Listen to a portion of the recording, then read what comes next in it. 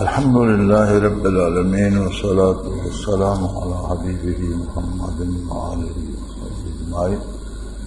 أعوذ بالله من الشيطان الرجيم. بسم الله الرحمن الرحيم.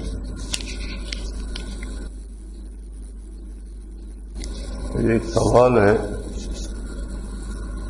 جو ساتھی دنیا سے رخصت ہو جائیں یا ہو چکے ہیں، کیا وہ عالم برزخ میں شیخ کی خدمت میں حاضر ہو کر صحبت سے مستفید ہو سکتے ہیں؟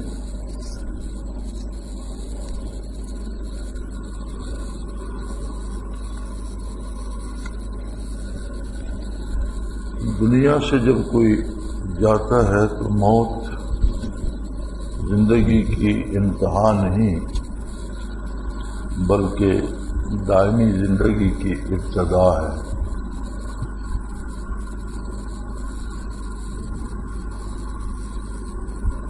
اسلامی عقیدے کے مطابق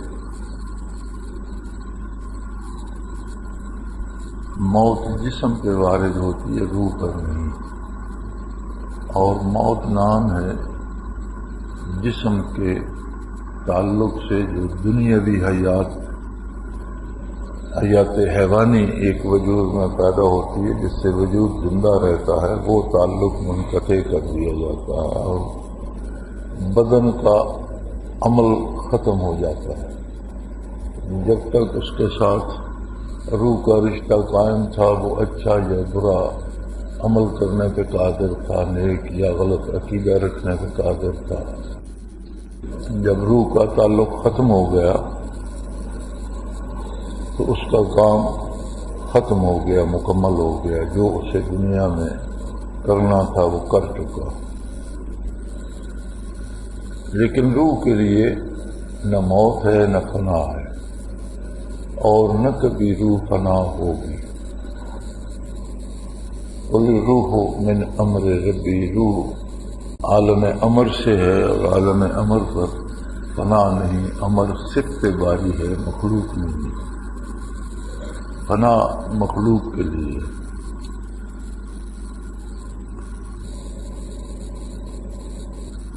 موت کے بعد برزخ جسے کہتے ہیں، یہ دراصل ایک انتظار گاہ ہے قیامت۔ بہت سے لوگ جو آدم علیہ نبینا علیہ الصلوۃ والسلام کے زمانے سے دنیا سے رخصت ہونا شروع ہوئے اور اب تک جا رہے ہیں، وہ سارے اس انتظار گاہ میں ہیں۔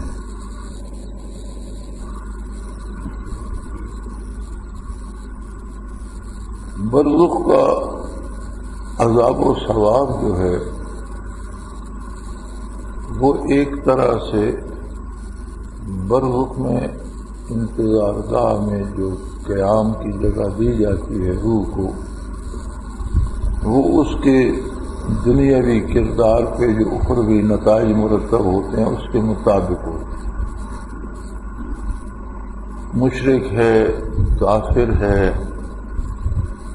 تو اس کا جو انجام ہے اس کے مطابق اس کی وہ جگہ ہوگی۔ مسلمان ہے لیکن اعمال نہیں ہے، تو جو سٹیٹس یا جو درجہ اسے آخرت میں ملنا ہے اس کے مطابق اس کی انتظار گاہ ہوگی۔ نیک ہے، صالح ہے، تو آخرت کے مطابق اس کی انتظار گاہ ہوگی۔ اسی طرح شہید ہے تو اس کے بارے قرآن کریم نے کہا کہ اسے مردہ نہ کہو، کہ اس کی روح کا تعلق دنیاوی حیات کا اگرچہ بدن سے منقطع ہو جاتا ہے، لیکن دنیاوی زندگی ختم ہو جاتی ہے، لیکن اس کا بدن پھر بھی زندہ رہتا ہے، اور روح کا تعلق اتنا مضبوط رہتا ہے کہ بدن تر و تازہ بھی رہتا ہے، خراب بھی نہیں ہوتا، اور جیسے زندہ بدن سلامت ہوتا ہے ویسے ہی ہوتا ہے۔ اور سب سے اعلیٰ حیات انبیاء علیہ السلام کی ہوتی ہے، جن کے اتباع سے لوگوں کو شہادت نصیب ہوتی ہے۔ لیکن ایک بات برزخ میں یہ یقیناً ہے کہ کوئی کتنا بھی درجہ پا لے، دنیا میں اگر اس کی روح کو قوت پرواز نصیب ہوئی ہے تو برزخ میں اس کے پاس وہ قوت ہوگی۔ دنیا میں حاصل نہیں کی تو اپنے مقام پر رہے گا۔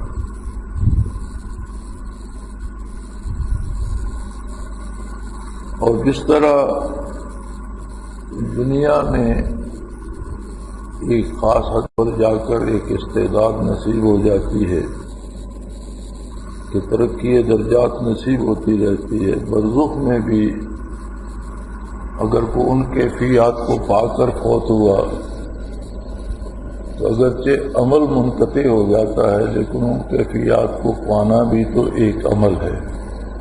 جیسے شہادت ایک عمل ہے اور اس سے موت کو دور کر دیا، اسی طرح وہ مقامات حاصل کر لینا کہ جہاں دور نزدیک بیٹھے از خود توجہ ملتی رہے، ترقی درجات ہوتی رہے، تو ان مقامات کے حاملین کو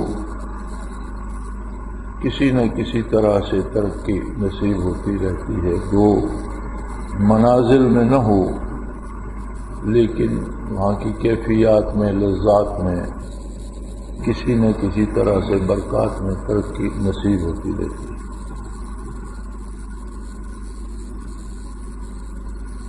رہی یہ بات کہ برزخ میں باقاعدہ توجہ دی جائے تو وہ اسی طرح سے ہے جس طرح ایصال ثواب کیا جاتا ہے کہ کوئی بھی نفلی عبادت کر کے آپ کسی بھی روح کو پہنچاتے ہیں تو اللہ کریم اس کا اجر اسے پہنچا دیتے ہیں اور اس کے مطابق اس پہ عمل درآمد بھی ہوتا ہے، اس کے درجات بھی بڑھتے ہیں۔ تو اگر واقعی کسی کو دنیا سے شیخ توجہ دے تو اس ایصال ثواب کی طرح اس کا اثر ہوتا ہے، منازل بھی کرائے جا سکتے ہیں لیکن ہوتا بہت کم ہے۔ یہ بھی من جانب اللہ ہوتا ہے، کسی کو نصیب ہو تو اللہ کریم وہ کیفیت پیدا کر دیتے ہیں، ورنہ مشکل ہوتا ہے۔ اور عموماً برزخ میں ان لوگوں کو نصیب ہوتا ہے جن کو دنیا میں بڑی آرزو، بڑی خواہش اور دلی تمنا ہوتی ہے حصول برکات کی، اور وہ اس آرزو کو لے کر برزخ میں جاتے ہیں تو اللہ کریم ان کے لیے ایسے اسباب بنا دیتے ہیں کہ انہیں برزخ میں توجہ نصیب ہوتی ہے۔ انسانی مزاج بھی بڑا عجیب ہے، اس کے پاس جب کوئی چیز نہیں ہوتی تو اس کے لیے بڑی طلب ہوتی ہے اس میں، اور جب مل جاتی ہے تو اس کی رغبت ختم ہونا شروع ہو جاتی ہے، پھر وہ اس کے لیے ایک عام روٹین بن جاتی ہے۔ ایک آدمی کے پاس گاڑی نہیں ہے تو اسے ساری زندگی تمنا رہتی ہے کہ میرے پاس بھی گاڑی ہے، لیکن اللہ کریم اسے گاڑی دے دیتے ہیں تو پھر اس کے لیے اس گاڑی کا ہونا کوئی اہمیت نہیں رکھتا، پھر وہ اس کی زندگی کی ایک روزمرہ کا عمل بن جاتا ہے، ایک روٹین لائف بن جاتی ہے، اسے احساس ہی نہیں ہوتا کہ کبھی میرے پاس نہیں تھی اور آج میرے پاس ہے۔ بہت کم لوگ ہوتے ہیں جو یہ سوچتے ہیں۔ اسی طرح کا معاملہ ان مقامات اور تصوف کے ساتھ بھی ہوتا ہے کہ لوگ بڑے ذوق شوق سے اس میں داخل ہوتے ہیں، اور جب کچھ الف بیتے آ جاتی ہے تو پھر اسے ایک روٹین بنا لیتے ہیں۔ تو نہ ہونے سے تو کروڑا درجہ اللہ کا شکر ہے کہ کچھ کیفیت ہو، لیکن اس کی اہمیت اگر کم ہو جائے تو پھر برکات کا ملنا بھی کم ہو جاتا ہے، اور اگر کسی کا شوق تازہ رہے جو بہت کم ہوتا ہے، بڑے اللہ کے مخلص اور کھرے بندوں کا ہوتا ہے، ظاہری حالات کو دیکھ لیجئے کہ ظاہراً ہم بیعت کرتے ہیں. اکثر جو سوالات بھی بیعت کے بارے اگلے دن بھی میں نے جواب دیے تو یہ سارے دلائل السلوک میں موجود ہیں. ساتھی تکلف نہیں کرتے کتابیں دیکھنے کا، اور میری بہت سی تقریروں میں تصانیف میں بھی موجود ہیں، لیکن شاید آپ مطالعہ نہیں کرتے یا کوئی نیا ساتھی آ جاتا ہے وہی سوال پھر سے ہو جاتا ہے. اب بیعت کا مفہوم یہ ہے کہ ایک آدمی خلوص دل سے طے کرتا ہے کہ مجھے اپنی زندگی کو تبدیل کرنا ہے، اور جو وقت ضائع کر چکا ہوں اس کا بھی کفارہ ادا کرنا ہے، اور مجھے خلوص دل سے توبہ کرنا ہے، اور مجھے دین پر عمل کرنا ہے. یعنی پہلے یہ فیصلہ کرتا ہے. اب اس کے بعد مرحلہ آتا ہے کہ ایسا کون بندہ ہو جس کے ساتھ بیعت کی جائے اور وہ میری رہنمائی کر سکے اور مجھے بھلے برے میں تمیز سکھا دے، بتا دے.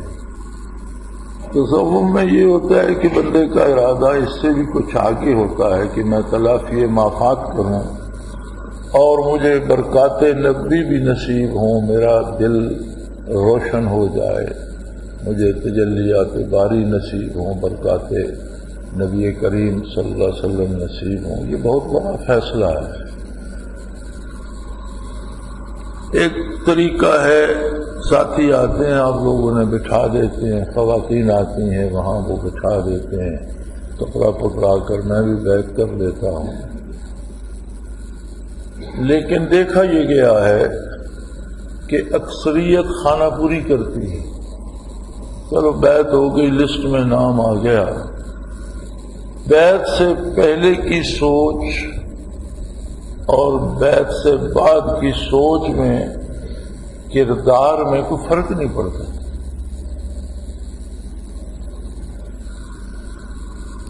ہمارے ہاں نسبت ویسیہ میں تو کوئی بیعت کرتا ہی نہیں تھا. ہمارے ہاں بڑا سادہ سا اصول تھا کہ محنت کرو، پناہ رسول نصیب ہوا تو بارگاہ رسالت پناہی میں بیعت سے دائرہ ہو جاؤ گے، نہیں تو اس کی طلب میں زندگی بسر کر جاؤ.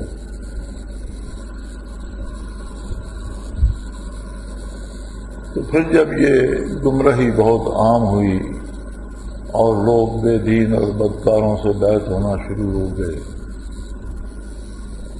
بے عمل لوگوں نے یہ جگہ سنبھال لی، اور وہ لوگوں کو عمل تو خیر پہلے نہیں تھا، عقیدہ بھی تباہ ہونے لگ گیا. تو یہ طے کیا گیا کہ کم از کم لوگوں کو بیعت کر لیا جائے. کہ لوگوں کے ذہن میں ایک خلش ہوتی ہے، وہ سمجھیں بیعت ہو جائیں تو ایک جگہ تعلق بن گیا تو کچھ نہ کچھ وہاں سے سیکھتے ہیں. تو بجائے اس کے کہ بدعقیدہ لوگوں کے بیعت ہو کر عقائد سے بھی یاد ہو بیٹھے، لوگوں کو ظاہری بیعت میں لیا جائے.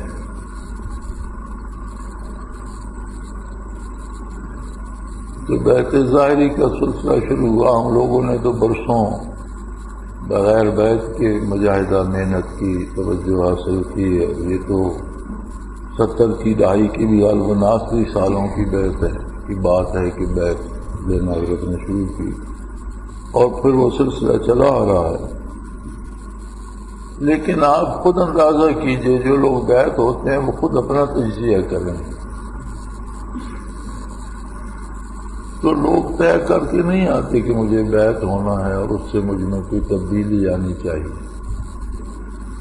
آگے بس آگے آئے تو یہاں والوں نے پھنسا لیے، اب آگے ہو تو بیعت ہو جاؤ، بس یہ ہو بیعت ہو گئے. حضرات بھی خواتین بھی تو خانہ پوری تو ہو گئی، لیکن کردار، فکر، طرز عمل وہی رہتا ہے. اس سے حاصل کیا ہوگا؟ بلکہ ایک اور جرم بڑھ گیا. ایک شخص کو کوئی مرض ہے خدا نخواستہ، وہ اس کی دوا بھی لیتا ہے اور مرض کو افاقہ نہیں ہوتا تو یہ خطرے کی بات ہے.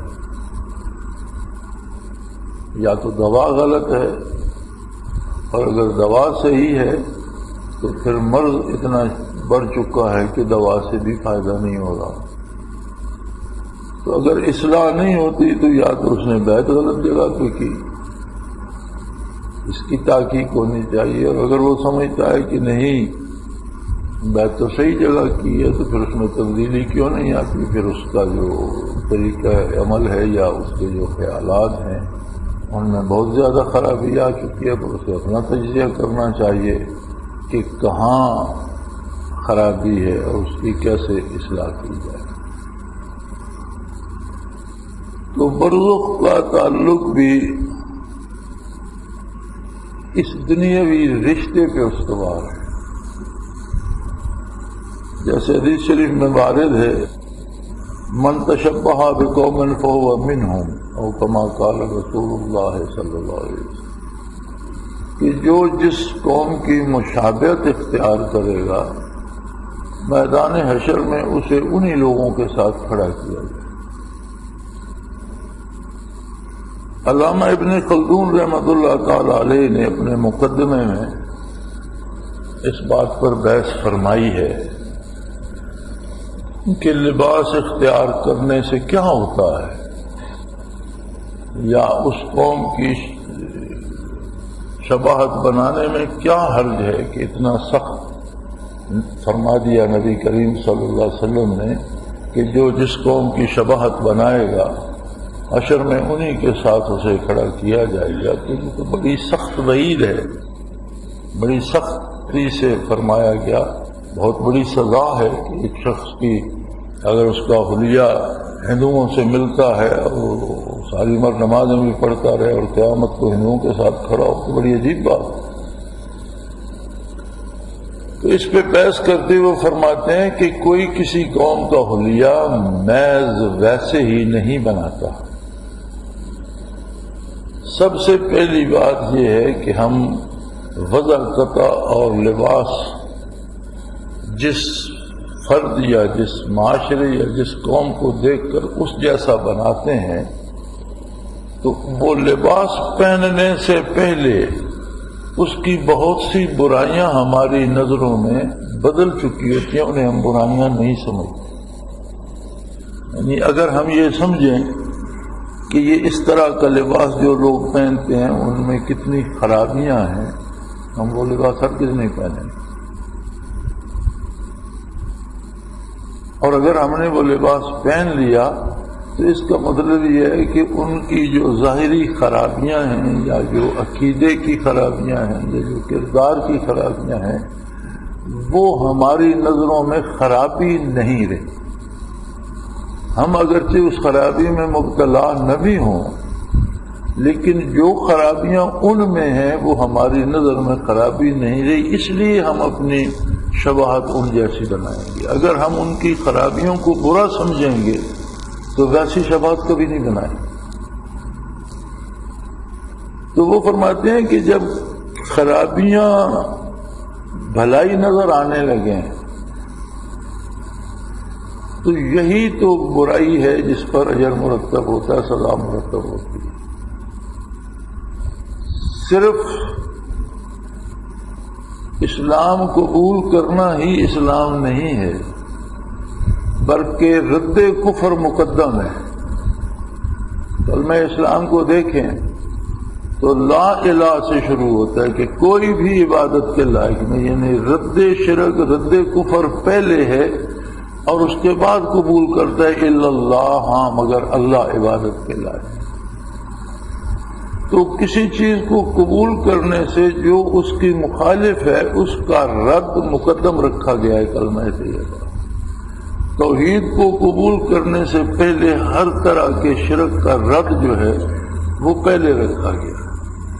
اسی طرح نیکی سے مراد یہ ہے کہ اس کے خلاف جو برائی ہے اس کا رد کیا جائے، اسے برا بھی سمجھا جائے. اور اگر برائی کو قبول کر لیا جائے تو پھر نیکی کی کوئی اہمیت نہیں رہتی. اگر ایک آدمی کلمہ بھی پڑھتا رہے اور شرک بھی کرتا رہے تو اس کلمہ پڑھنے کی کوئی حیثیت باقی نہیں رہتی. جیسے منافقین کلمہ بھی پڑھتے تھے اور ان کے دل میں کفر و شرک بھی تھا، تو انہیں زیادہ سزا دی گئی، ان کے لیے شدید سزا تجویز ہوئی. ان المنافقین فی الدرک الاسفل من النار، یعنی سب سے نیچے جہاں سارے دوستی ختم ہو جائیں گے اس سے بھی نیچے جو خانہ ہوگا اس میں منافقین ہوں گے. بڑے بڑے مشرک، بڑے بڑے کافر اوپر رہ جائیں گے، وہ ان کو اس سے بھی نیچے بھیج دیا جائے گا. تو بات بڑی عجیب نہیں لگتی کہ ایک شخص بظاہر سے ہی وہ کلمہ بھی پڑھتا تھا، نمازیں بھی پڑھتا تھا، روزے بھی رکھتا تھا، حج عمرے بھی کرتا تھا، تو بظاہر تو نیکی تو بہت ساری کرتا تھا دکھاوے کے لیے ہی صحیح، تو اسے اگر وہ منافق تھا تو سزا ہی دی جاتی، لیکن کافر سے تو کم دی جاتی کہ کچھ باتیں تو اس میں اسلام کی تھیں، لیکن نہیں، اسے زیادہ سزا دی گئی کہ اس نے اسلام کو حق نہیں سمجھا، اس لیے خلاف اسلام جو باتیں تھیں ان پر عمل پیرا رہا اور دل میں ان کو رکھا. اسلام کو دنیاوی فوائد کا ذریعہ بنایا، اللہ کی رضا کا اور آخرت کا ذریعہ نہیں بنایا.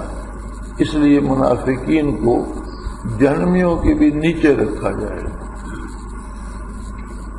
اور جہنمیوں کے زخموں سے بہنے والی پیپ اور خون ان کی خوراک ہو. تو یہی عالم اس کردار کا ہوتا ہے کہ جب ہم مشابہت اختیار کرتے ہیں تو علامہ ابن خلدون رحمۃ اللہ علیہ فرماتے ہیں کہ سب سے پہلی بات یہ ہے کہ بہت سی وہ برائیاں جو بظاہر اس لباس یا اس شباہت کے ساتھ ان میں موجود ہیں وہ ہماری نظر میں ختم ہو جاتی ہیں. اگر وہ ہم سمجھیں کہ یہ اس لباس کے پہننے والے برائی کرتے ہیں، ہم وہ لباس ہرگز نہیں پہنے. اسی طرح آپ خواتین میں دیکھ لیجئے کہ لباس کے نام پر بے لباسی آ گئی ہے. اب جو طبقہ بے لباس رہنے والا عورتوں میں ہے، ایک تو بے پردہ ہوتا ہے، اس بے پردہ سے آگے ایک بے لباس ہے. تو اسلام میں تو اگر کوئی خاتون ایسا لباس پہنتی ہے کہ وہ بدن کے ساتھ چمٹا ہوا ہے اور بدن کی شباہت جو ہے وہ لباس سمیت نظر آ رہے ہے، بدن کے اتار چڑھاؤ بھار وغیرہ، تو اس کے لباس کا پہننا نہ پہننا برابر ہے، اسے شرعاً برہنہ ہی تصور کیا جائے گا، بے لباس تصور کیا جائے گا. اب اس سے آگے بات بڑھ گئی کہ لباس کے نام پر چند چیتھڑے بدن پہ لٹکا دیے جاتے ہیں، گلے میں یہاں کپڑا ہے، یہاں سے لے کر یہاں تک بازو ننگا ہے، گردن سے لے کر یہاں تک سینہ ننگا ہے، تھوڑا سا کپڑا ہے، نیچے پیٹ ننگا ہے، اسی طرح آدھی ٹانگیں ننگی ہیں. تو گویا بدن پر جگہ جگہ کچھ چیتھڑے ٹانک دیے گئے اور اسے لباس کہہ دیا گیا. اب خواتین میں جو خاتون بے لباس ہو سکتی ہے وہ کوئی برائی بھی کر سکتی ہے، پھر اس کے لیے کسی جگہ کوئی رکاوٹ نہیں. یہ ایک فطری بات ہے کہ خاتون کے لیے برہنگی، اسے قبول کرنا اور برداشت کرنا اتنا مشکل ہے کہ اس کے لیے مر جانا وہ آسان سمجھتی ہے اور برہنہ ہونا آسان نہیں سمجھتی. لیکن اگر کسی نے قبول کر لیا تو اس کا مطلب ہے کہ اس سے عورت پن یا اس کے اندر جو عورت ہونے کی ایک عظمت تھی وہ ختم ہو گئی، عورت اس میں سے مر گئی، وہ عورت نہیں رہی. اسی لیے شریعت نے با پردہ خواتین کو بے پردہ خواتین سے بھی پردہ کرنے کا حکم دیا. شرعاً جس طرح نامحرم مرد سے پردہ ہے، اسی طرح بے پردہ خاتون سے بھی با پردہ خاتون کا پردہ ہے. اور پھر اس طرح کی بے لباس عورتوں کی کوئی شرعی حرمت نہیں رہتی. جس طرح ہم گائے دیکھتے ہیں، بھینسیں دیکھتے ہیں، بھیڑ بکریاں دیکھتے ہیں تو انہوں نے لباس تو نہیں پہنا ہوتا لیکن ہم پرواہ نہیں کرتے. تو جو خواتین جسم کے حصے ننگے رکھتی ہیں ان کی شرعی حرمت کوئی نہیں۔ امام شافعی رحمۃ اللہ تعالی علیہ کا واقعہ ہے کہ آپ کہیں تشریف لے جا رہے تھے اور چند شاگرد 15-20 قدم آگے چل رہے تھے راستے میں، تو وہ ایک جگہ رک گئے۔ تو امام صاحب پہنچے تو انہوں نے پوچھا کیوں کھڑے ہو گئے؟ ان کا حضرت آگے پانی کا ایک نالا ہے یا نہر ہے اور اس پر عورتیں بیٹھی کپڑے دھو رہی ہیں، کوئی نہا رہی ہے، وہ بیشتر بغیر لباس کے بیٹھی ہیں اور نہا رہی ہیں، تو ہم شرم سے رک گئے۔ تو آپ نے فرمایا لا حرمت لہن، جو عورت سرے میدان بے پردہ بیٹھی ہے اس کی کوئی شرعی حرمت نہیں۔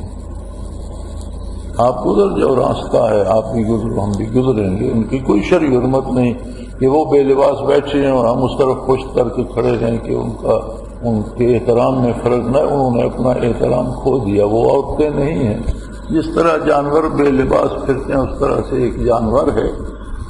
تو آپ نے اگر نظر بچانی ہے تو اس خیال سے بچانی ہے کہ کسی برائی پہ نظر نہ پڑے، وہ عورتیں نہیں ہیں، مجسم برائی ہے۔ لیکن اگر ان پہ نظر پڑتی ہے تو ان کی شرعی حرمت نہیں ہے، ان کا احترام نہیں ہے۔ تو آپ اسی سے دیکھ لیجئے کہ عند اللہ کتنی اس پہ شدت ہے۔ صرف ایسے لباس جو غیر اقوام کی پہچان بن جائے، ورنہ تو شرم ستر عورت فرض ہے۔ مرد کا ناف سے لے کر گھٹنوں تک اگر اس نے کپڑا لپیٹا ہوا ہے تو ستر عورت ہو گیا، اور خاتون کا یہ سر کے بالوں اور اس سے لے کر ہاتھ اور ٹخنوں تک سارا بدن ستر عورت۔ اس میں جو غلام یا کنیزیں ہیں ان کا سینہ اور ناف سے گھٹنوں تک ڈھکا ہونا چاہیے۔ آزاد اور غلام عورت میں یہ فرق ہے۔ تو بے لباس ہونا جن اقوام نے شعار بنایا ان کا کردار کیا ہے، ان کے ہاں کیسے زندگی بسر ہوتی ہے، وہ کیا کرتے ہیں۔ جب ہم ان جیسا لباس پہنتے ہیں تو وہ برائیاں ہماری نظر میں یا برائیاں نہیں رہتی یا ان بہت کم ہو جاتی ہیں۔ اور پھر فرماتے ہیں کہ آدمی یہاں سے تو ابتدا کرتا ہے،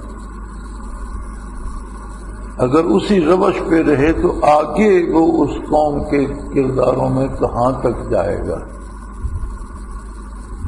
اس لیے فرمایا کہ جو جس قوم کی مشابہت اختیار کرتا ہے وہ رفتہ رفتہ انہی میں ضم ہو جاتا ہے کردار کے اعتبار سے۔ اسی حدیث پہ یہ حدیث مشکات شریف میں بھی ہے۔ مشکات شریف سیاستہ میں سے ہر باب میں سے معروف حدیثیں لے کر جمع کر کے مشکات المصابیح بنا دی، اور مشکات شریف کی شرح لکھی گئی مرقات شرح مشکات۔ اسی حدیث کی شرح میں من تشبہ بقوم فہو منہم صاحب مرقات نے ایک واقعہ نقل کیا ہے کہ فرعون کے دربار میں ایک مسخرہ ہوا کرتا تھا۔ موسیٰ علیہ نبینا علیہ الصلوۃ والسلام کی زبان مبارک میں لکنت تھی، آپ کے زبان پہ الفاظ اٹکتے تھے، تو وہ موسیٰ علیہ السلام جیسا حلیہ بنا لیتا، ایک دو شاخہ لاٹھی پکڑ لیتا اور ایک کمبل پہن لیتا اور توتلی باتیں کر کے موسیٰ علیہ السلام کی نقل اتار کر فرعون کو اور اس کے درباریوں کو خوش کیا کرتا تھا اور مذاق اڑایا کرتا تھا موسیٰ علیہ السلام۔ تو مخالفت سے بھی شدید جرم ہے مذاق اڑانا۔ نبی کی نبوت کا انکار ایک جرم ہے اور مذاق اڑانا اس سے شدید جرم ہے کہ اس میں انکار بھی ہے اور توہین بھی ہے۔ صاحب مرقات لکھتے ہیں کہ جب فرعون اور اس کا سارا لشکر غرق دریا ہو گیا تو وہ کنارے پہ کھڑا تھا اور موسیٰ علیہ السلام دوسرے کنارے پہ تھے، تو آپ نے دیکھا کہ سارا لشکر تباہ ہو گیا، یہ بچ گیا۔ تو آپ نے اس کی باریں رہا، اس سے تو میں بڑا پریشان اور یہ تو میری بڑی توہین کرتا تھا، تو آپ نے اسے چھوڑ دیا۔ تو وہ لکھتے ہیں کہ ارشاد ہوا کہ اس نے آپ جیسا حلیہ بنا رکھا، اور میری غیرت نے گوارا نہیں کیا کہ نقلی ہی صحیح، نقلی موسیٰ بھی فرعون کے ساتھ غرق نہیں کروں گا، اسے الگ سے سزا دوں گا، لیکن موسیٰ کی نقل کو فرعون کے ساتھ غرق نہیں کروں گا۔ کافر بھی ہے، سزا بھی پائے گا، لیکن نقل ہی صحیح، نقل تو موسیٰ علیہ السلام کی، اسے فرعون کے ساتھ غرق کیوں کروں؟ تو اس پہ بھی وہ اس کی اہمیت بیان کرنا چاہتے ہیں مشابہت کی۔ تو اب اگر کوئی اپنے لباس وضاقتہ سے بھی اسلامی نیک یا اچھا نظر آتا ہے، تو ایک پتہ چلتا ہے کہ اس کے ذہن کے مطابق اس کے دل میں نیکی اچھائی کی ایک عظمت ہے کہ یہ نیکوں جیسا نظر آنا چاہتا ہے۔ ایک شخص بدکاروں جیسا حلیہ بناتا ہے، متکبرین جیسا حلیہ بناتا ہے، بدماشوں لچوں لفنگوں جیسا حلیہ بناتا ہے۔ ایک ٹپیکل حلیے ہر دور میں بدلتے رہتے ہیں، عقیدے کی بات چھوڑ دیں، عمل کے اعتبار سے بھی بدلتے رہتے ہیں۔ ایک زمانہ تھا کہ بدماش لٹھ لے کے پھرتے ہوتے، بڑی لمبی چادریں باندھی ہوتی تھیں، لباس پیچھے گھسٹ رہا ہوتا تھا اور اس طرح کا ایک خاص سٹائل ہوتا تھا۔ پھر اس کے بعد زمانہ بدلا، پھر اسلحے کا زمانہ آیا تو وہ اسلحہ لے کر گھوما کرتے تھے۔ اب ایک نیا ٹرینڈ آیا ہے کہ چھوٹی چھوٹی داڑھی رکھ لی، ہاتھ میں تسبیح پکڑ لی، اور نماز روزہ کوئی نہیں، شراب پی رہے ہیں، بدماشی کر رہے ہیں، اور ایک بدماشی کا ایک نیا سٹائل ہے۔ تو لوگ اسے جو اس جیسا بننا چاہتا ہے، ویسا نظر آنا چاہتا ہے، تو پتہ چلتا ہے کہ اس کے دل میں بھی اس بدماشی کا احترام ہے کہ ایسا نظر آنا چاہیے، لوگ مجھے بھی ویسا سمجھیں، مجھ سے بھی تھوڑا سا خم کھائیں، مجھ سے بھی ڈریں کہ یہ بھی عمدہ ہے۔ اسی طرح عقائد و کردار کے معاملے میں ہوتا ہے۔ تو جب ہم بیعت کرتے ہیں یا تعلق استوار کرتے ہیں، تو اس سب کردار میں، ان سب سوچوں میں اگر فرق نہیں آتا تو برکات کہاں سے نصیب ہو؟ اگر یہ عید پختہ ہو اور اس پہ برکات نصیب ہوں اور اس پہ اللہ کا شکر ادا کرے اور محنت کرتا رہے، تو برزخ اسی زندگی کا سارا پرتو ہے۔ جو نعمتیں یہاں نصیب ہیں وہاں بھی نصیب ہوں گی، اور جو یہاں نصیب ہیں نہیں ہیں تو موت نے تو عمل کا رشتہ منقطع کر دیا، مرنے کے بعد کیسے ہوں گی؟ تو یہ صورتحال ہے کہ اگر کوئی برزخ میں بھی رشتہ بحال رکھنا چاہتا ہے تو اسے زندگی میں بڑا مخلصانہ تعلق رکھنا ضروری ہوگا۔ اللہ کریم توفیق دے، سمجھ بھی دے، اور خطاؤں سے درگزر فرمائے۔ وآخر دعوانا الحمدللہ رب العالمین۔ ان الذين يبايعونك انما يبايعون الله يد الله فوق ايديهم اوفى بما عاهد اللهم ربنا لا تقتلنا بغضبك ولا تهلكنا بعذابك واعف عنا قبل ذلك اللهم ربنا لا تسلط علينا من لا يرحمنا انت ولينا في سفرنا ولنا صلى الله تعالى على حبيبه رحمتك